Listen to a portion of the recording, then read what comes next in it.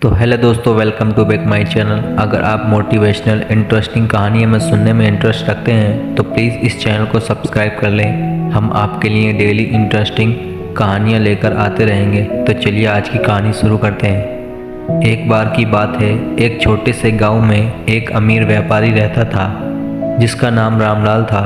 वह बेहद ईमानदार और सच्चा आदमी था। लेकिन एक दिन उसके घर से बहुत सारा धन और सोना चोरी हो गया। गांव में हलचल मच गई और रामलाल ने तुरंत गांव के सरपंच से मदद मांगी। सरपंच ने गांव के चारों प्रमुख व्यक्ति को बुलाया। मोहन, सोहन, राधेश्याम और गोपाल, ये चारों ही प्रतिष्ठित लोग थे और सभी गांव के लोग उनकी इज्जत करते थे। पर शक की सुई इन्हीं पर थी, क्योंकि चोरी वाली रात ये सभी रामलाल के घर के आसपास देखे गए थे। सरपंच ने कहा, हम सब जानते हैं कि आप चारों का चरित्र साफ है, लेकिन हालात ऐसे हैं कि हम आपसे सवाल पूछने पर मजबूर हैं। हमें सच्चाई का पता लगाना होगा। पहले मोहन से पूछा गया, तुम रात को कहाँ थे? मोहन ने जवाब दिया, मैं रात को खेत पर था। मुझे खेती का काम देखना था, इसलिए देर रात तक वहीं रुका। फिर सोहन से पूछा गया, तुम क्या कर रहे थे? सोहन ने कहा, मैं अपनी दुकान पर था और देर रात तक हिसाब किताब कर रहा था। राधेश्याम से पूछा गया, तुमने क्या देखा?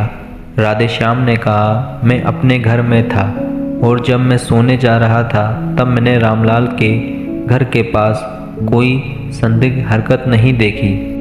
आखिर में गोपाल से पूछा गया, तुम्हारा क्या कहना है? गोपाल बोला, मैं रात को अपनी पत्नी के साथ गांव के मंदिर में पूजा करने गया था। जब हम वापस आए तो कुछ भी असामान्य नहीं लगा। सरपंच ने चारों की बात ध्यान से सुनी। फिर उसने कहा, हम सभी जानते हैं कि चोरी इन चारों में से किसी एक ने की है, लेकिन कौन, इसका पता लगाने के लिए हमें एक उपाय करना होगा। सरपंच ने चारों को एक एक छड़ी दी और कहा, ये जादुई छड़ियाँ हैं, जिसे भी छड़ी रात भर में थोड़ी लंबी हो जाएगी वही चोर होगा। सभी ने अपनी अपनी छड़ी ली और घर चले गए। अगली सुबह सभी वापस आए। सरपंच ने सबकी छड़ियाँ देखी। गोपाल की छड़ी छोटी हो गई थी। सरपंच ने मुस्कुराते हुए कहा, सच्चाई सामने आ गई है, गोपाल ही चोर है। दरअसल जादुई छड़ियों की कोई सच्चाई नहीं थी, लेकिन चोर के डर के मारे अपनी छड़ी काट कर लाया ताकि उसकी पहचान न हो सके। गोपाल ने सोचा कि अगर उसकी छड़ी बड़ी हो गई तो वह पकड़ा जाएगा, इसलिए उसने रात में छड़ी काट दी थी। आखिरकार गोपाल ने अपनी गलती कबूल कर ली और चोरी का सामान वापस कर दिया।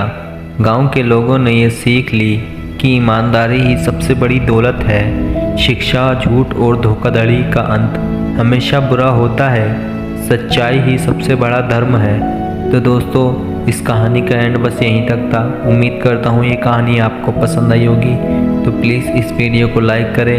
इसी तरह की कहानी सुनने के लिए हमारे चैनल को सब्सक्राइब करें। तब तक के लिए गुड बाय। मिलते हैं इसी तरह कहानी के साथ।